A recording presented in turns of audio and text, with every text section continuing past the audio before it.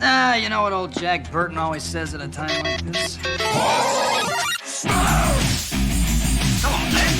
I'll bite your legs off! I can take it. Great power comes great responsibility. We have a fault. Get to the chopper! And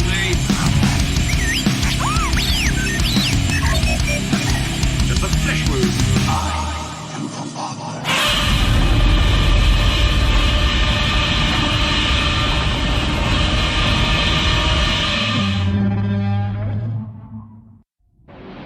It was an experiment that tampered with nature's most basic laws. It went terribly wrong.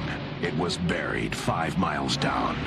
Now, a crew of undersea miners is about to stumble upon this terrifying secret. Shack to 7. What's going on out there, Williams? My God, are you picking this up? Look at that. Leviathan. Currently with a Russian fleet in the Baltic Sea. Currently, it's rusted junk, and we're looking at it. What's your air reading? 20 minutes. Do something quick. We've lost him. My crew's in jeopardy. But you have no proof. I'm ordering you to start an emergency medical evacuation. What if it turns out to be nothing? That's already killed one man. My rebreather stopped. I'm losing compression. I can't breathe. Whatever got Six-Pack and Bowman, it's still here. I feel something. Somebody's alive in here. What's going on? Six-Pack. Six-Pack, answer. Hey, don't go in there. Don't touch anything. What are you trying to tell us, Doc? It absorbs the intelligence of its victims.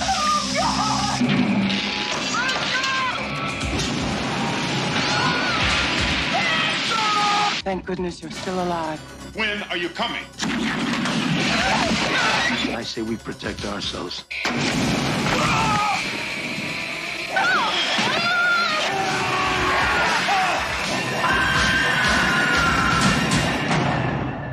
Leviathan.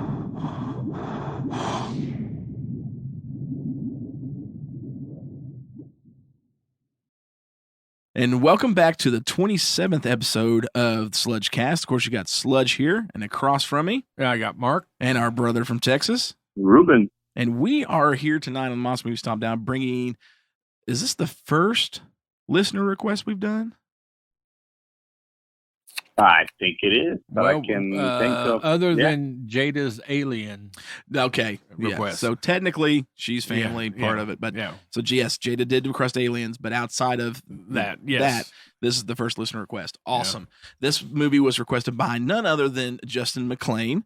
And Justin is actually going to be here this weekend for the live podcast that we got going on Saturday from 6 to 8 p.m. So for those of listening, well, actually, I'm sorry. Those of you listening to this at this point, that was last weekend because we pre-record these shows. We had such a great time. It was awesome. So good. What's a great turnout. Anyway. You missed it. You should have been there. Gosh. So, but Justin, who showed up, in the time that you listen to the show, he requested this movie, and he's become a really great friend of ours, especially me. We've gotten really close. Justin actually, he'll go to conventions and find things that he knows I would like. He's like, and he'll message me, "Hey man, you want this? Do you need this? Do you need that?" And he's just awesome about it. He actually got and of course I pay him for these things, but I don't want people to think that I'm just taking him for anything. We're friends, but he'll pick it up for me. He picked up a Ben Furia signed, who was the original Ultraman, an 8x10 signed by him at the con of Ultraman. He got me the GMK Japanese poster autographed by the guy who played Godzilla in that film. He just recently picked up NECA 1964 Mothra's Godzilla figure for me. Did he get you any of the 1998? No, he didn't give me the 98. Okay. Just checking on them Godzilla things. No. You just got. No, man. He gets those all on his own. Well, God.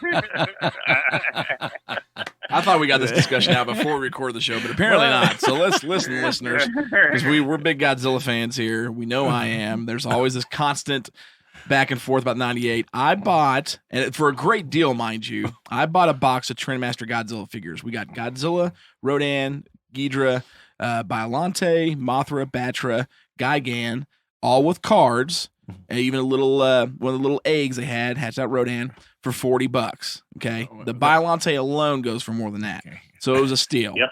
But and this is a big but. Okay, this was not the selling factor for me.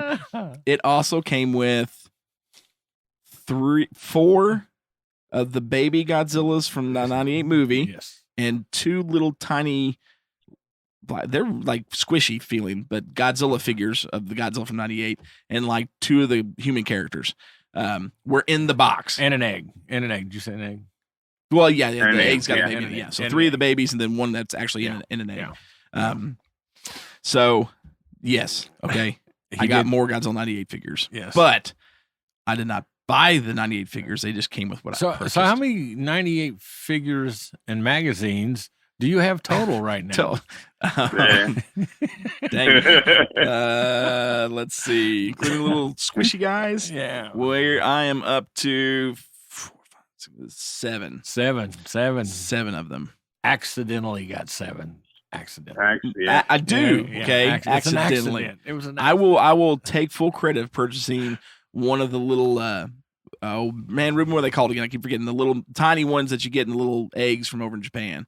They got that weird name from them. Oh, yeah. I can't think of I can it. do it. So But one, yeah.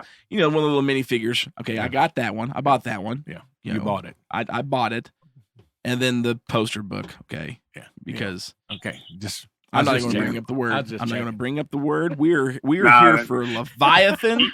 This is. Oh no. I know you. We have you went know, dead. You claimed they were in that Hold on, same Ruben. box. You know. All right. Are you still there, Ruben? Yeah, I'm here. Yep, you're talking. Hello. Hold on a second. Yeah.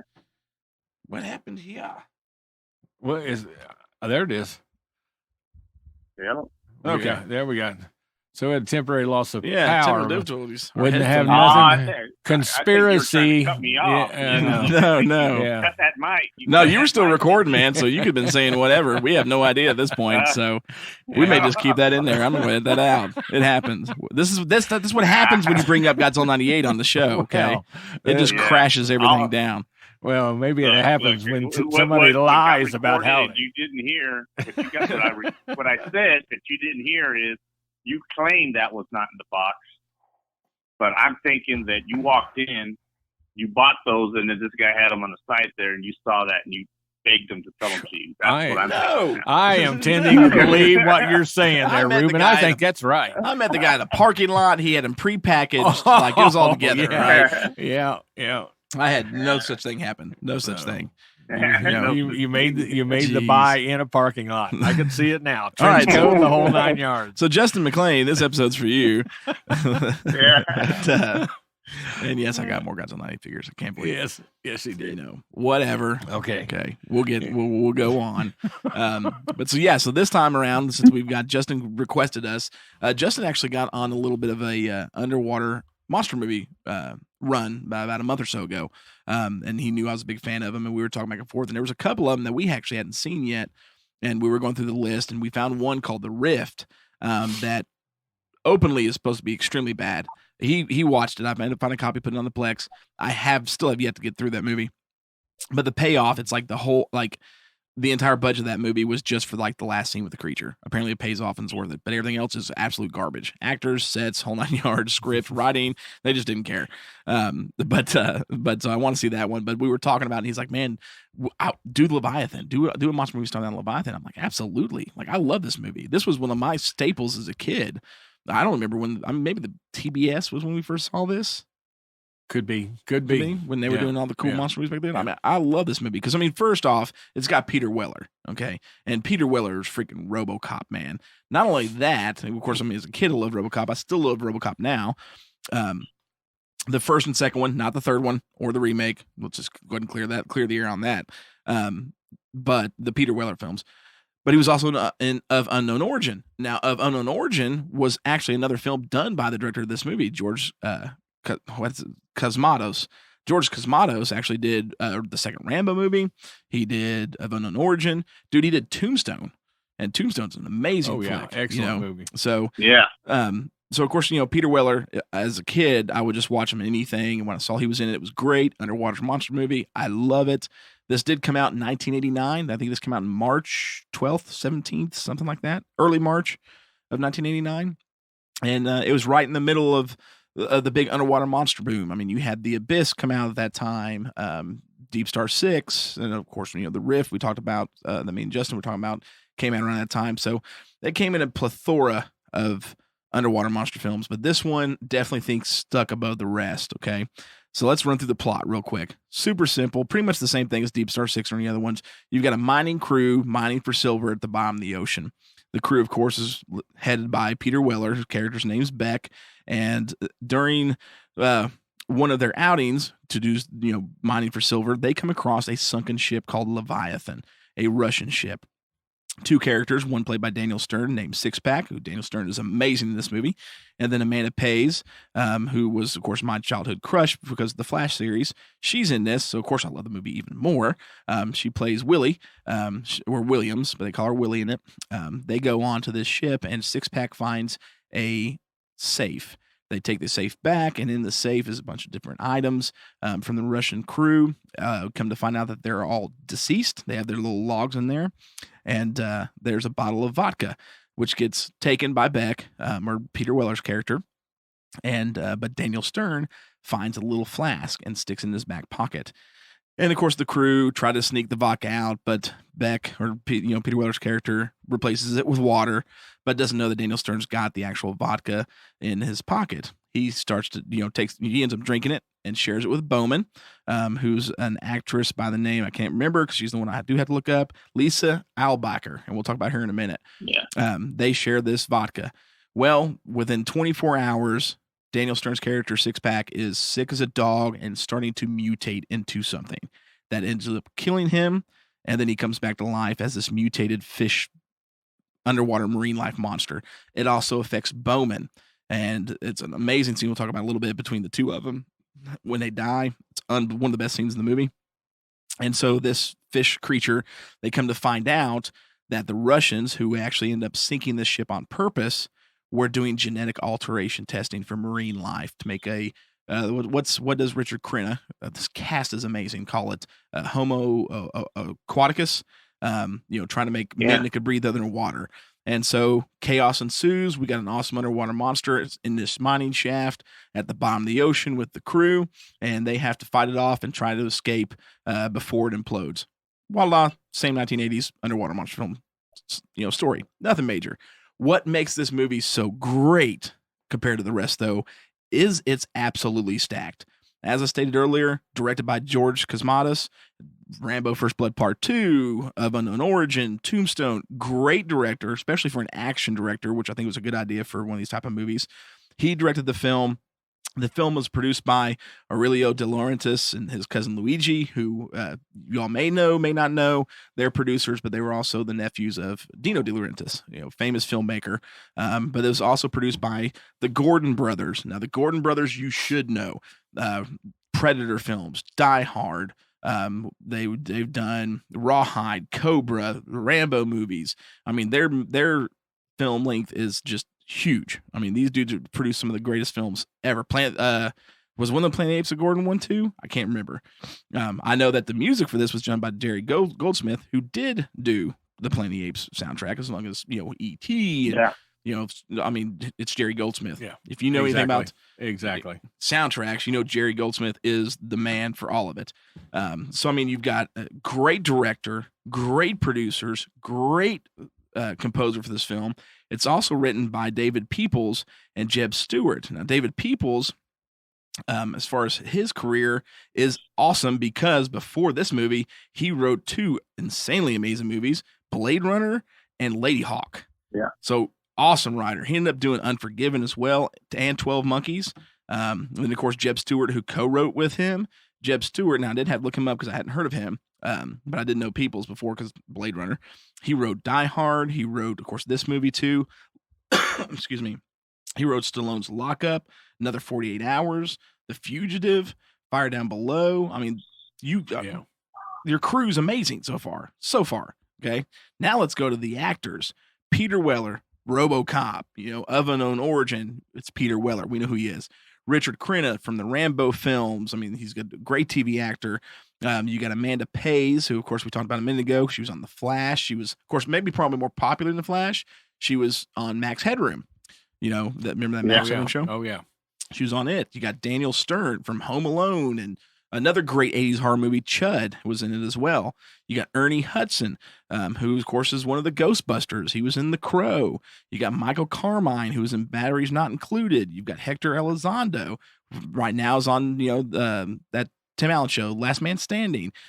An amazing list of actors. And, of course, you have Lisa Ilbacher, I hope I'm pronouncing that right, who plays Bowman, who honestly I felt like I'd seen her before, but I didn't know her. So I had to look her up. And Lisa has got quite a great film career as well. And I know where I remember her is because she was in the original Beverly Hills Cop with Eddie Murphy. But not just that, Right. She was also in the 1977 Spider-Man movie, which was really cool because I own that movie and love that movie. Of course, she's got a great, so the cast in this is absolutely outstanding. Then let's just top it off a little bit more. Special effects are handled by none other than Stan Winston Studios and Stan himself. The man inside the creature suit is the greatest creature suit actor there is, Tom Woodruff Jr. He's the xenomorph in the Alien film, other than the first one, in all the Alien films. He's Pumpkinhead. He is the suit actor of all time. So, and it's absolutely stacked. You have everything needed to make the greatest film of all time. What happens? $20 million budget, comes out March of 1989 and does $15 million at the box office. Totally tanked. And honestly, I don't know what your guys' opinion is on this because I want to know, because that's interesting because you have got, we just went through it, an insane lineup, great writers, great producers, great director, phenomenal cast, one of the best ensemble casts I think I've ever seen in a film, honestly. And it completely tanked. Not completely. Well, it did. It did $5 million less than budget. Why do you guys think that happened? Well, at the time, this was towards the end of the 80s. You went through all the monster, the sea monster movies, the Jaws, all the different things. Deep Star 6, Deep Star Abyss. 6, yes. You had Lords all of that, the Deep. and so I think that probably didn't help. Let's jump on the sea monster kick, and you're getting towards the end of it, right? And that probably hurt him somewhat. Yeah. But I kind of agree with that too. It's kind of like I think the reason this movie, you're right. It's got a better cast than any of the, other than the Alien movies or whatever that started it all. But that was space, not underwater. Right. But you had all these sea creatures. This has the best cast and the best. It's great. But at the same time, it was kind of like, all right, this has already been done too many times, and this is probably the attitude of the people when this is just another one of those movies, and those other ones were so overdone that this one wasn't even given a chance. Even though it was well made and it's a good movie. As far as that goes, I would put it up there with as far as the quality of the movie. I would maybe not as good as Alien, but it's good enough to stand up against Alien as far as I'm concerned, as far as like a creature feature type movie. But I think that formula was just so overused by 89 when this was released. Yeah. That I think the attitude of the people, they just weren't going to give it a chance. Even if, as good as it was, it's like, it's just another monster movie. I'm not gonna even bother. Yeah. Type of thing. I think that's it. I really do. I'm agree with you guys. The movie has definitely at this point in time has found a home. It is a cult classic film for a reason. It's most people do consider it the greatest of the underwater monster films. Aside from Jaws, we're talking monsters. Right. I even stack this one up with, definitely above. While I love Deep Star 6, I had a blast with Lords of the Deep. They're great fun movies. They don't hold a candle to this film when it comes to the production, the sets, the effects, the acting. There were some writing issues I had in the movie. It's not perfect, but I put this movie on par with Cameron's Abyss.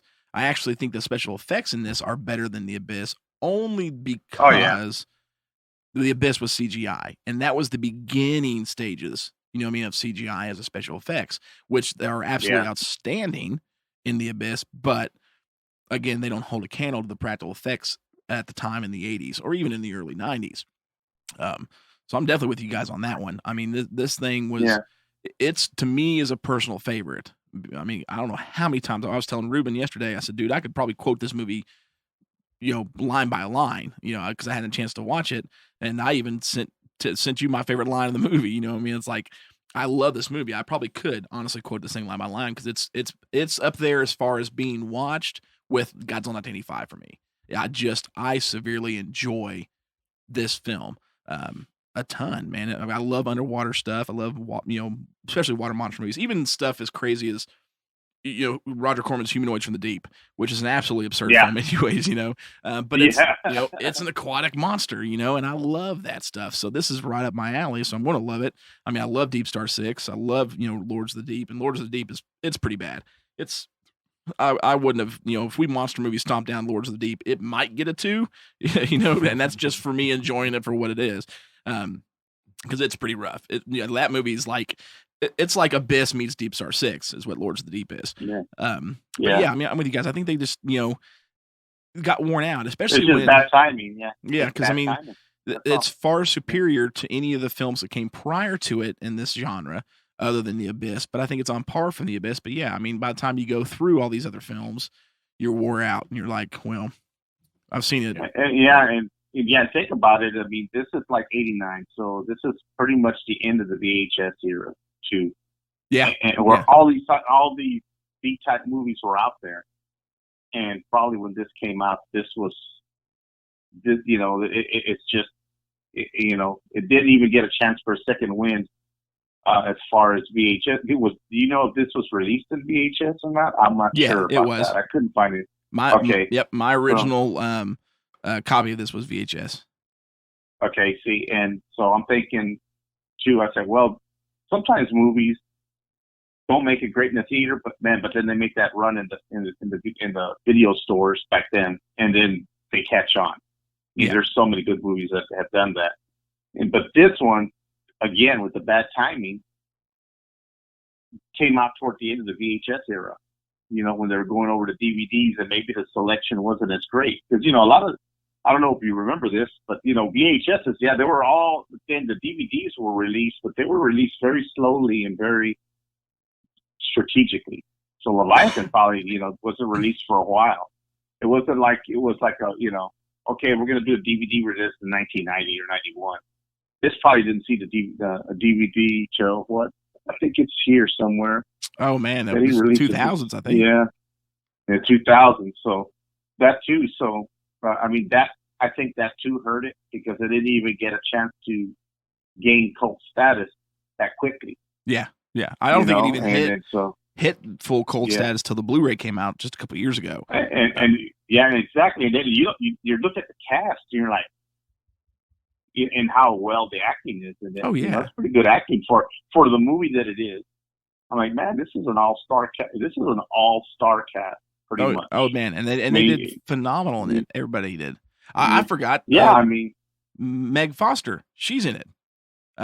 Yes, as Miss Martin, the lady who runs Trianico or the company. Yeah. And everybody should know her. She's the lady with the creepy blue eyes that you see in like Masters of the Universe, and what was she in?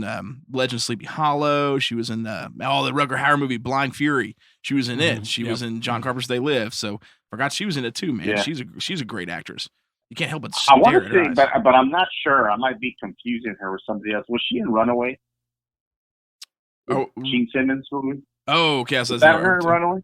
I was like, are we talking about the Runaways with Kristen Stewart? No, I would never. I know who's in the Runaway. Okay, the movie Runaway. Was that? No, I don't think that's her. That wasn't her. Okay, I just got confused. I thought I saw her and I'm like, what's her name from Runaway? I was a Runaways fan. I just want you to know. You talking about the musical group?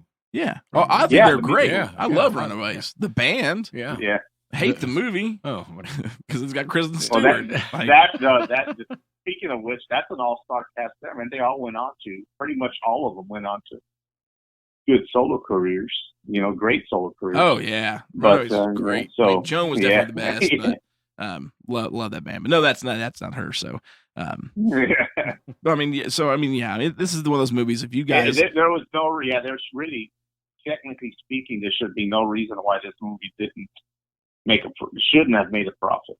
oh, absolutely. I mean, I just, I maybe didn't get a wide release.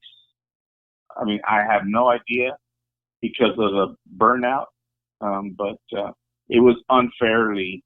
I think it wasn't treated fairly to begin with, and I think if it was released maybe 5 years earlier, it would have done great. Yeah, I think it would have done great, and it might. I mean, if it would have been released before Deep Star or The Abyss or whatever, then I think this would have been the bar that they would have to meet. Yeah, I agree with it too. In other words, it would have been a bar they would have to meet. I mean, I was reading too that, I mean, even like when, of course you got, Siskel and Ebert at the time were the movie critics back then, especially. Ebert gave this a thumbs up. He loved the movie. But then Siskel gave it a thumbs down because he said it was just a knockoff of Deep Star 6 and Alien, what I mean? So timing, I think, was crucially bad for this film. Which again, I mean, it has found its people for sure, because this is an absolutely stellar movie. I mean, we've said it multiple times. I mean, the cast, the crew, the story. I mean, it's so good. If you haven't seen this, you need to watch it, and we'll give you more reasons why. Let's talk about the things we liked in this movie. Ruben, I think you're up first this time. Okay. I liked the special effects on this. I liked actually how they did with the work center. I know there's a name for it, and I'm missing it right now. I like the way they did it because it's very enclosed. Because of course they're underwater, so they have to make it small. So I like the way it's very enclosed. And there's it's called Shack 7, the mining center. There you go, the Shack, the mining center itself. I like the way they did it because it gave you that nowhere to run kind of feel. Kind of like, an Alien when you're trapped on a ship type of thing. I keep referring back to Aliens because it reminded me a lot of the Alien franchise movies. And, I mean, this movie what this movie did is take all the best bits and parts that worked and other very successfully, like the Thing. Like the creature reminded me that morphine and all that was the Thing. That's like the Thing, which was great. Which was great. And they took it and they refreshed it all and put it all in one great story. It was believable. It didn't come across to me when you watched it. It didn't come across like you didn't know about any of these movies. You'd say, "Man, this is great the way they did this. This is perfect." Down to the flamethrowers and everything that they did. So I like the story. The acting was great. And I'm with you, Amanda.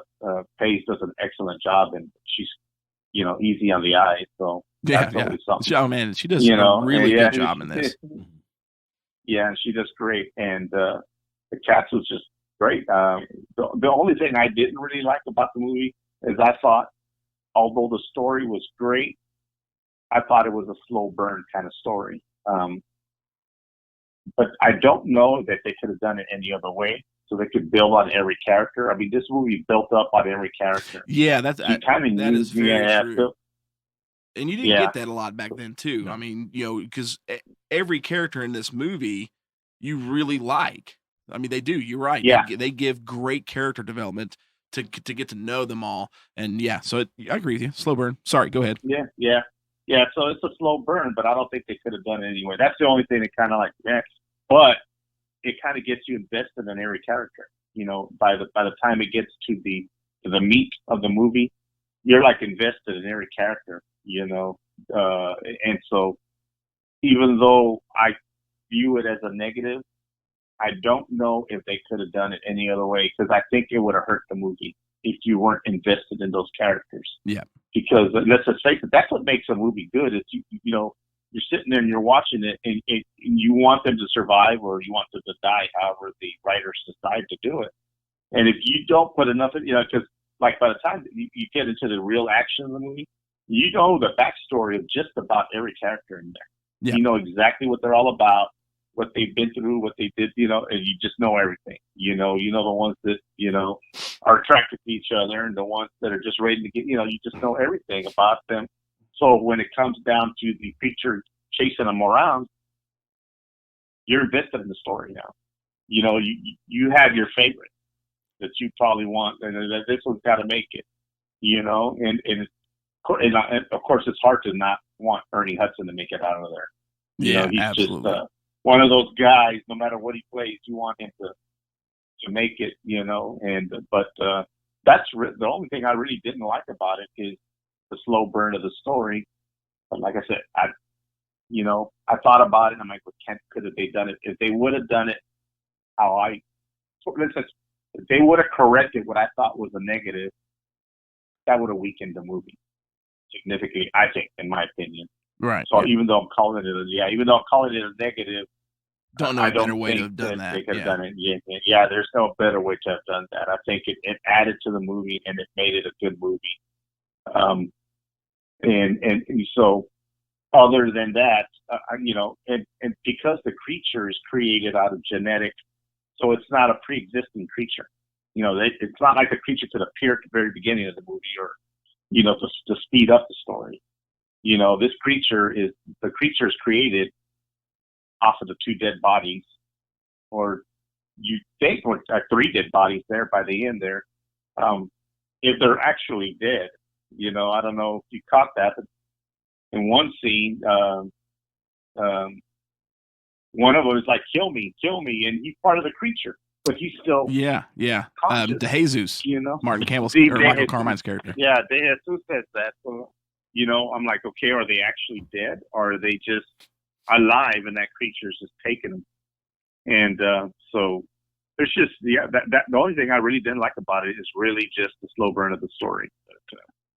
But, special effects, soundtrack though. I mean, I really didn't.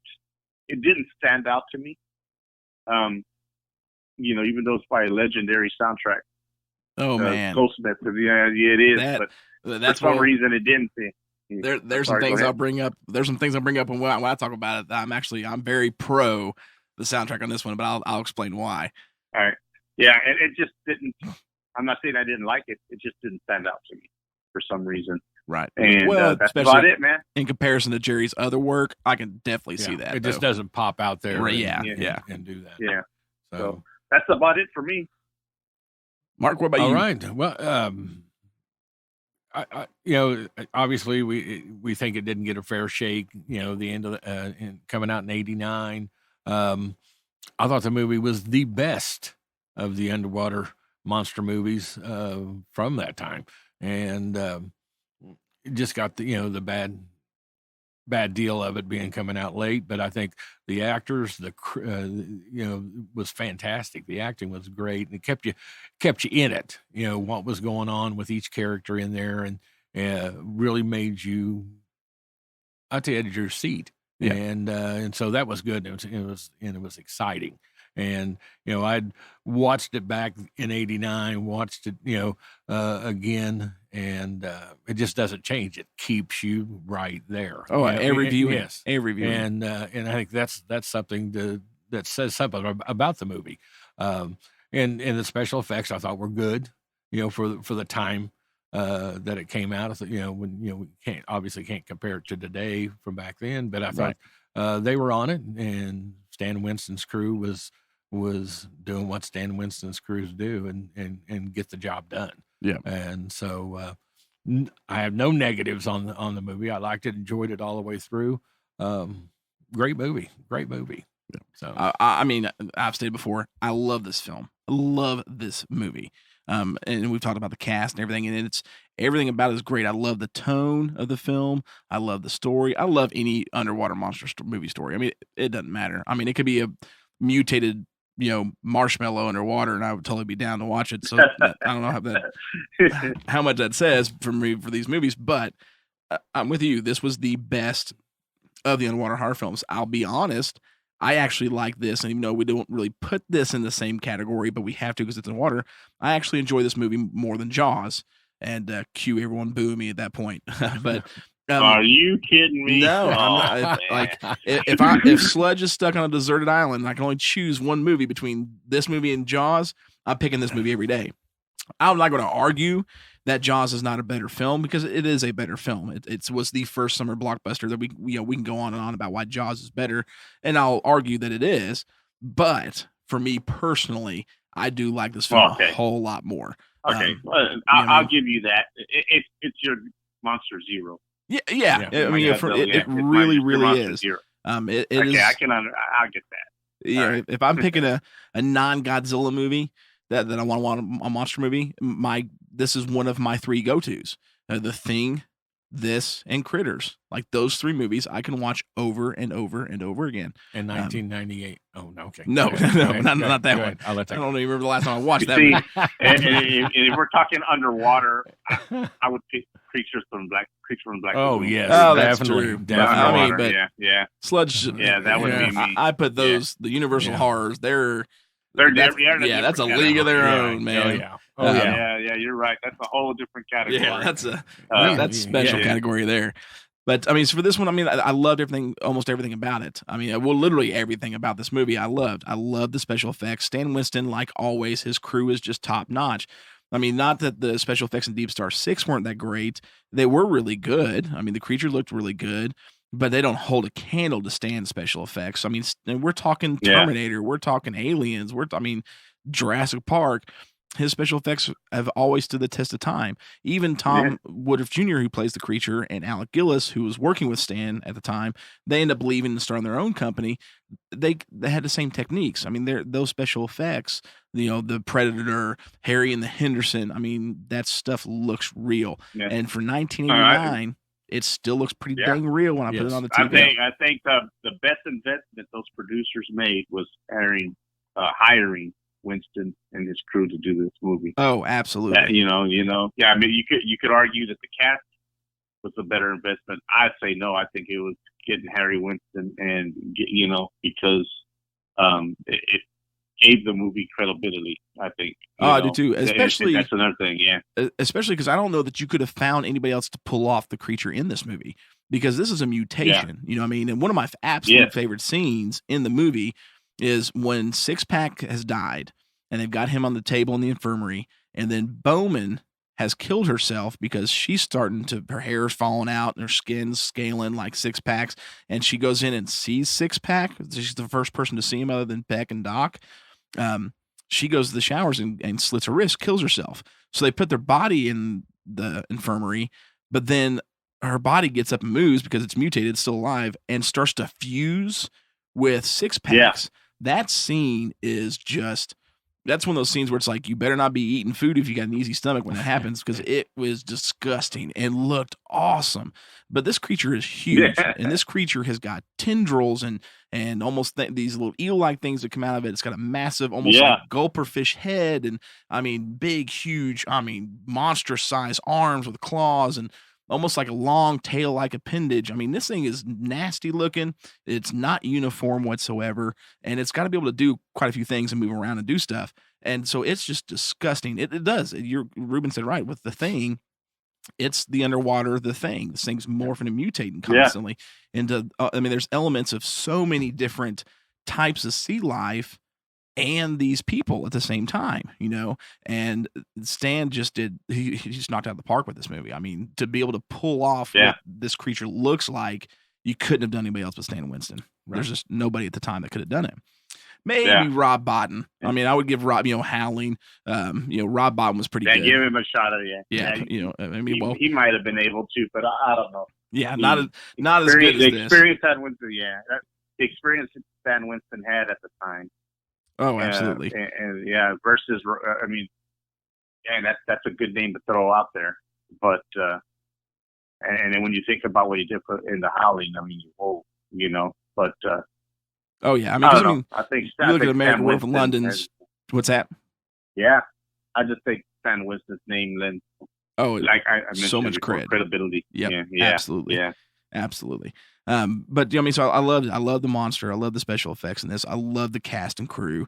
I mean, everything just it's a perfect formula for a perfect film almost. The story was great and engaging enough, and definitely Ruben's right with the slow burn. You really enjoy these characters and you love seeing them on screen. And Daniel Stern, who before this, I'd only seen in Home Alone, and before this, I'd actually seen in Chud, which is another horror film. But this movie's a very different role for Daniel than I'd ever seen. He's very crass, foul-mouthed, dirtball guy, but he was amazing. Like, I loved the character Six Pack. He was absolutely hysterical to see. And they were all great. They all had their moments to shine. I mean, everyone was top notch in this movie. So I loved all that about it. And the soundtrack, I told you I was going to talk about the soundtrack. It is, you're right, Ruben. It's not Jerry's. I don't think it's his best or outstanding because he has so many phenomenal musical scores that are so far superior to this. But I feel like his score for this really set the tone. Not from just the main theme, which was pretty good and nice. And I love the little, almost like he mixed in like underwater pings from like sonar, in the tones of the actual main theme of the movie, I guess. But there's scenes where he just really hit, like he knew there shouldn't be anything here, or if there's going to be, we're going to do this minor note and hold it. I really go back to around the time of the movie when Doc is going back and watching those tapes again. They find a tape in the safe that is the captain's log from the Russian ship, and he's looking at. No, he wasn't looking at that. He was looking at the scenes from the cameras on Six Pack and Bowman when they were in the ship. There's a moment where it freezes on the creature. If you see in the movie, they have a creature on the Russian ship. It's a skeleton, and he's watching that scene. But then it goes and switches. But then the camera just pans on the ship and the name Leviathan. And the score is just very two notes, just a minor note, and it just hit perfectly. I don't know if you guys remember what scene I'm talking about for those who haven't seen the movie. I know, yeah. You know what I'm talking about? So I know exactly what you're talking about. Yeah. And Jerry had a lot of those great moments in this movie. And I think was what, maybe it's not as memorable of a score as others, but I feel like he did an insanely good job setting the tone perfectly where it needed to be. Because if you looked at that scene like that, if it wasn't for those notes, it would have just been like, why are we staring at this ship? But then, like, because of those notes, it's like, dude, this is it's very ominous. So that was going to be my comment. It's like, now that I think about it, I remember when, it was in Russian, and it's a shipwreck, no big deal. But that little added music in there, tones, I should say. I guess it would be tones more than you knew there's something bad's in there. Type of deal, instead of like, okay, what's the deal? And even, it's so funny now that you mentioned, even the way they say Leviathan at first, they don't say Leviathan. He says the doctor pronounces it a different Leviathan. So I thought that was cool. And those are the little details that make the movie good, is little things like that. Like you're saying about the music, even though, like I said, it didn't find it memorable, doesn't mean I didn't like it. It just seems like, and it could be I just found the story so engaging that I didn't notice the score. It could have been that. But it is. It's just one of those things where if you don't really pay attention, you realize, oh, that's what really grabbed me in this scene. And there's so many moments on all aspects, especially with the actors too. I mean, I told, Ruben, I love, my favorite quote in this movie is Six Pack is yelling at Willie because she put a dead, underwater spider underneath his pillow. And he's going off on her and stuff. And Beck starts yelling at him to calm down or whatever. But he ends up, what happens is Six Pack says, "Are you calling me a liar, Beck?" And Peter Weller, just in great tone, just like, looks to be the size of it, Bubba. I love that. I mean, that line was just great. And there's tons of lines like that. Like when they're opening the safe in the movie and the doc starts reading in Russian, and Hector Elizondo, Cobb, the character Cobb, is like, "You speak Russian?" He's like, "Russian, Swahili, French," a little bit of hint, goes into all the names. He's like, "I don't believe that." He's like, "Would you believe a Russian grandmother?" He's like, oh, that I believe. You know what I mean? Just like those little That I believe. personal lines that they just kind of really fed on. I mean, it made you feel like, yes, they've been down there for 3 months together. You know, the cast was super great together. The only thing that I didn't like about this film,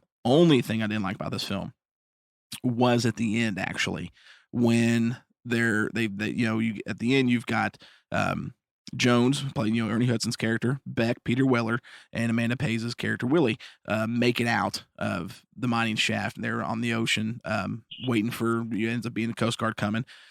And while they're waiting, sharks appear. Okay, real random, whatever. I'll deal with it, but I couldn't deal with it because, and if you watch on the VHS, it's not really that noticeable. But if you watch the Blu-ray rip, it's very noticeable.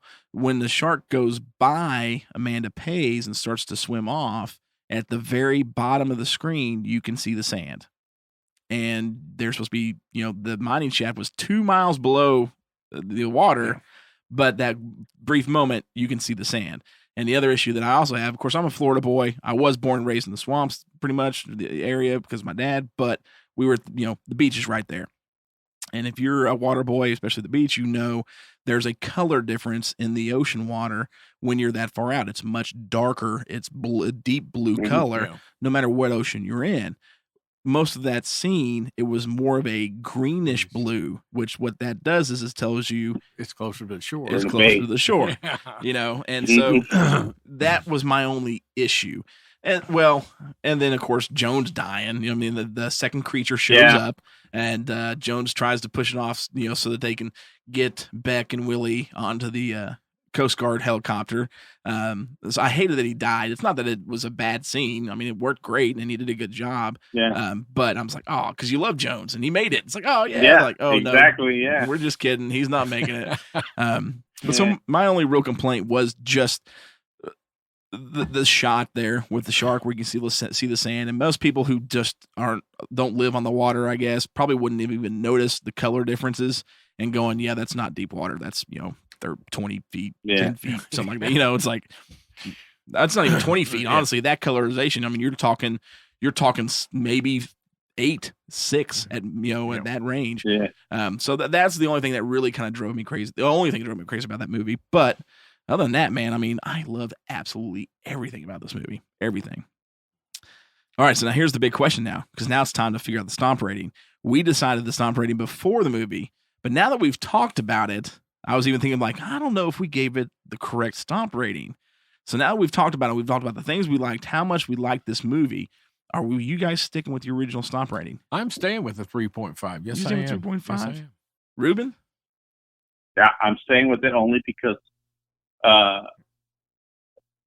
you know, to earn a 4 or 5, man. I mean, I like this movie a lot, but that would be an injustice to movies like that we've given a 4 and a 5. Okay. Okay. You know, that are much better than, you know what I'm saying? So, I mean, believe it or not, I give it a lot of thought. I'm like, okay, you know, I'll say, well, I like this movie. I'll give it a this. And then I start thinking, well, you know, I gave this movie a 4. Is this movie truly in the same level as this movie, you know? Yeah. And I do separate the Godzilla movies from these type of movies. Oh yeah, absolutely. You know, I separate them, you know, okay, because those, you guys know the way we do things. We do a Godzilla movie, then we'll do a series or a fan, a listener request or something. So I separate those. So, I'll stick with what I gave it, a 3.5. All right. I don't want to know because I'm like, man, we were talking to them. Did he just talk you right out of a change? No, I'm totally changing mine. Oh, okay. That's because I really thought you were saying, okay, I won't change mine. No. I'm definitely changing mine. I'm gonna give it a 4, but overall, we would still have a 3.5 rating on this one. So, but I got to give it a number 4. I mean, there's only one flaw in this movie for me. I love it, and as far as those movies, it's top dog. You know, so well, if we were only talking about underwater, then I would give it a 5. If we're only talking about underwater, then I would give it a 5. But we're not talking. You know, I'm talking about the whole library that we've actually talked about here in this show. Yeah. Yeah. So we'll keep it. You only wanted to talk about that. Yeah. So we're going to. I believe what we gave Kong Skull Island only gave it a 4. That's true. Yeah, only gave it Yeah, a 4. yeah. So, I mean, I've watched this movie more than Kong Skull Island, just so you all know. but and you know what? I'm actually surprised if this is one of your favorites. I'm surprised you did give it a 5. Yeah. You know, because I take personal. You guys know how I rate it, and some of that is nostalgia. You know, so I'm kind of surprised you just went up to a 4 and not to a 4.5 or a 5. Yeah, I'd probably. I mean, if I'm going personal rating, especially with these types of movies, it would have to be in 4.5. But for the sake of the show, how we handle our ratings, we're going to stick with the 3.5 on this one. But if you want my personal opinion, All right, okay. And you let but you let your opinion know, so people can say, okay, well, Sludge thinks this is. Personally, you think it's a 4.5 or a 5. Oh, absolutely. I mean, it's we do not want you intimidated here on this show. We want you to just just my show. We just want you to feel free to speak your mind. Well, I do. 1998. Oh God, come on! all the come time. back to that one too. and I just want people, I want people to understand how I actually rate a movie, so that they think, well, Ruben might have been unfair on this one. Yeah, no, we do. We do take a lot into account when we rate these movies because we are doing a 5 stomp rating, and so we do. We take into the likes, the dislikes on these films, and but we do. We try to group it in what we're talking, like the Godzilla films. We group it in that, So I mean, we and be as accurate as we can. Separate. Yeah, and I'll like we mentioned, Creature from the Black Lagoon. Well, that's my favorite underwater creature film. But man, that's like King Kong 33 or Godzilla 54. You kind of take the Universal monsters and put them separately. Yeah. I mean, and with most of those, I mean, for those listening, if we were to rate, the Dracula, Frankenstein, I mean, you're almost guaranteed you're going to hit at least a 4 with us on that. You know what I mean? Because those are those legendary movies that are just phenomenal for a reason and still last to the day. So yes, on this one we're going to stick with a 3.5 stomps out of 5, and it's a great 3.5 stomps. I mean, if you have not seen this movie, highly recommended. I mean, it's very entertaining. It's a lot of fun. Great cast, great crew, great. I mean, just pretty much everything on this is top notch. It's really, really good, and definitely worth checking out. So hopefully you guys enjoy. I think if you feel like an underwater monster flick, and you've got all these that we mentioned before, the Deep Star 6 and the Abyss, and I would take this one. I mean, I would recommend this one without a doubt. I mean, you were going to be severely hard pressed to find a better underwater monster film than this. You know what I mean? If you decided to loop in Creature from Black Lagoon in this, which we wouldn't, then that may be the only one. Right. You know what I mean? Right. As far as just. Yeah, because I'm not like like you mentioned Humanoids for the Deep. Man, I've watched that thing more times. Oh man, than I mean that is just one of those movies that I watch over and over. Oh, and it's over so again. good. On that movie, real quick, Ruben. I mean, it is one of the most enjoyable things I think I can ever remember watching on TV or a film. Period. Was from Humanoids from the Deep. Okay.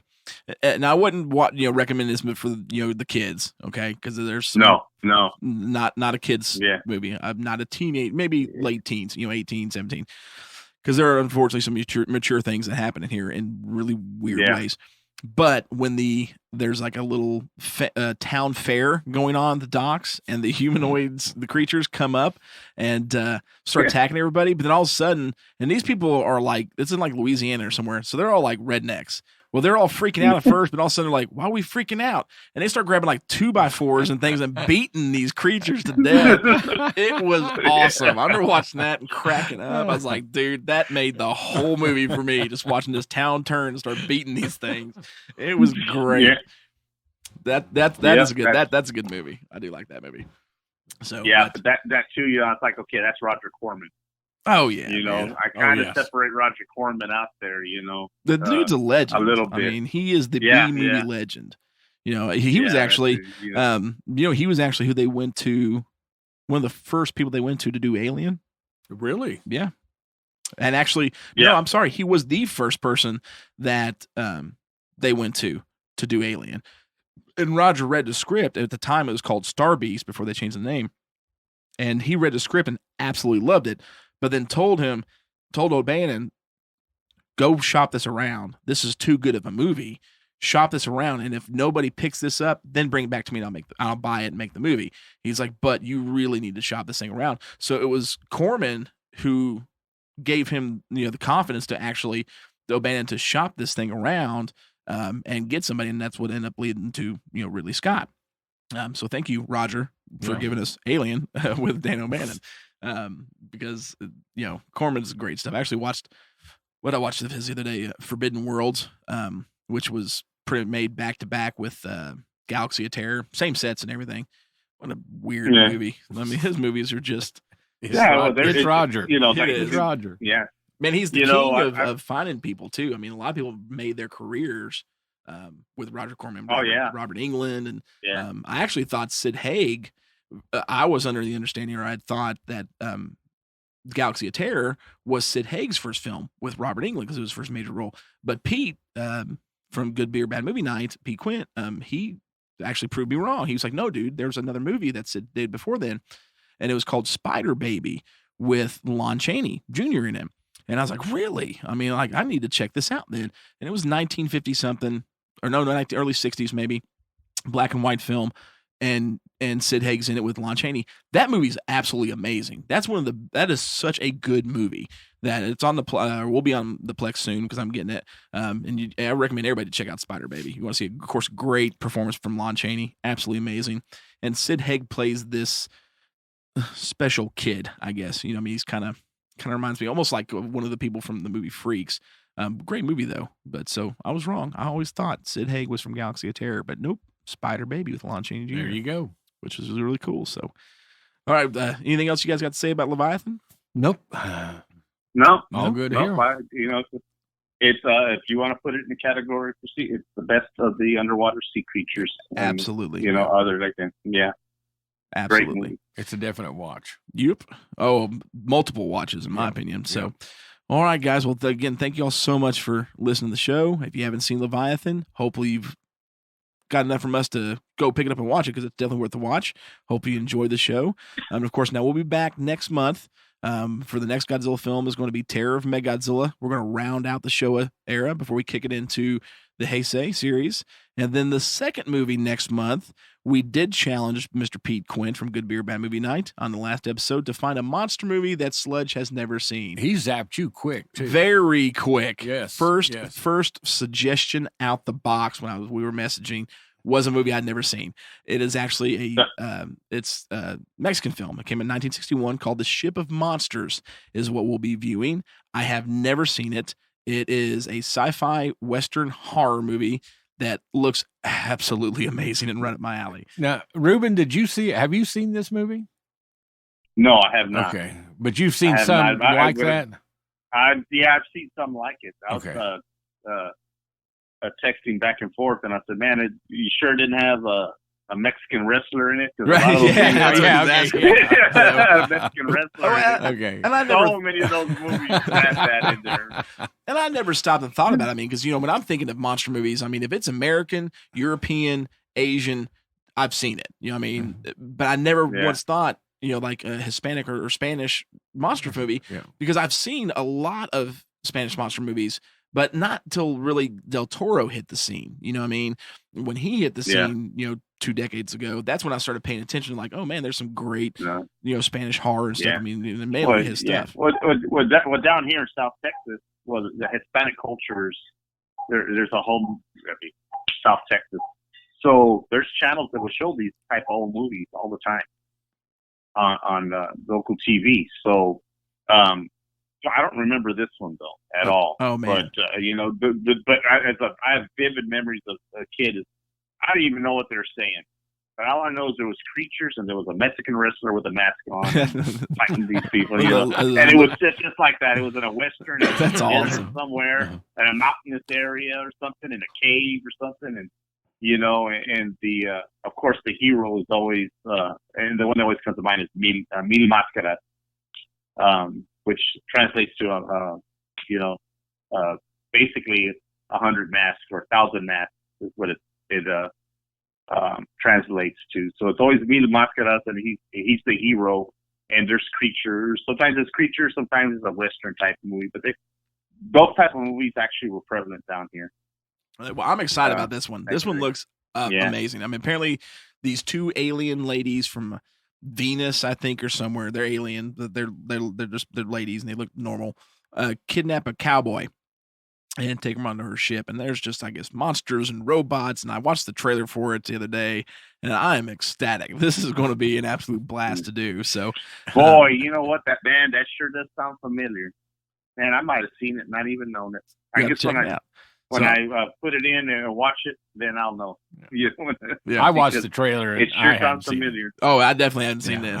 So I mean, it really astounded me. I mean, I thought, if anybody could find a monster movie that I haven't seen, I had full confidence Pete could do it. But I did not expect it to happen that quick. First movie, boom.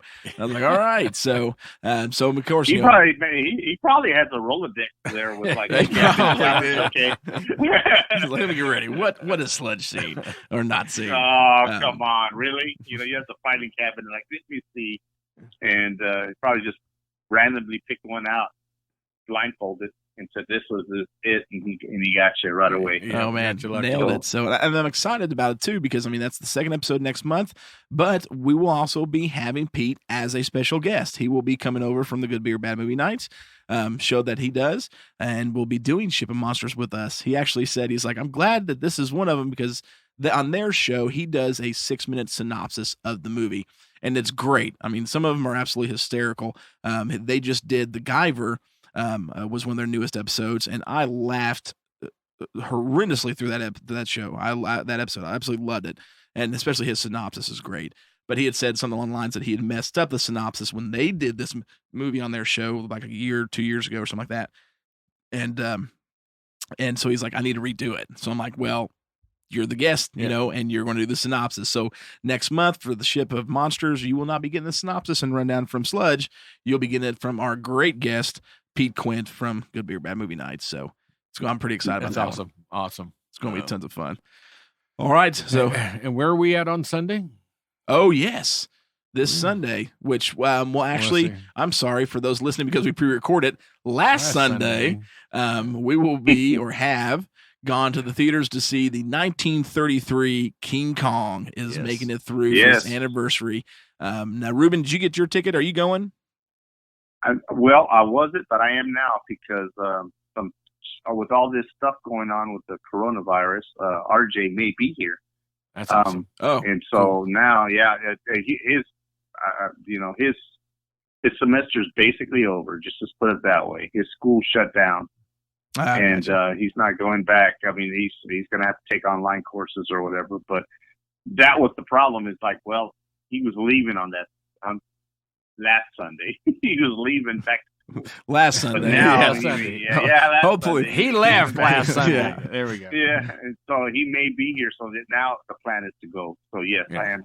And the last I checked, there was only like 6 or 7 seats sold down here. So I'm not too worried about seats. Already so purchased. I should be all right for it. Had already purchased me and Mark's tickets. So now that we've just took you guys through a terrible time loop, like Terminator Salvation or Genesis, you're welcome. Hope we didn't screw up with you there a little bit. So we're pretty stoked about that. So the next episode of the Monster Movie Stompdown will be bringing up the experience of King Kong on the big screen. Yes, so excited for that. So I'm pretty pumped. If they decide to close the theater down, or did. Oh boy, we don't know, but we do know at this time when you hear it. Yes. Man, my brain hurts. Yep, my brain's done for the night after that one. So, anyways, again, thank you guys so much. Hope you guys enjoyed the show, and hope you guys enjoyed the live podcast that happened last weekend. This weekend, we're back in that time loop again. It's getting crazy, but we'll see you guys next month for the end of the show of Godzilla Films with Terror and Mechagodzilla. And the movie that Sludge has never seen, Ship of Monsters, with our special guest, Pete Quint from Good Beer Bad Movie Night. It rocks. This is Sludge. And Mark. And this is Ruben. You all have a good night.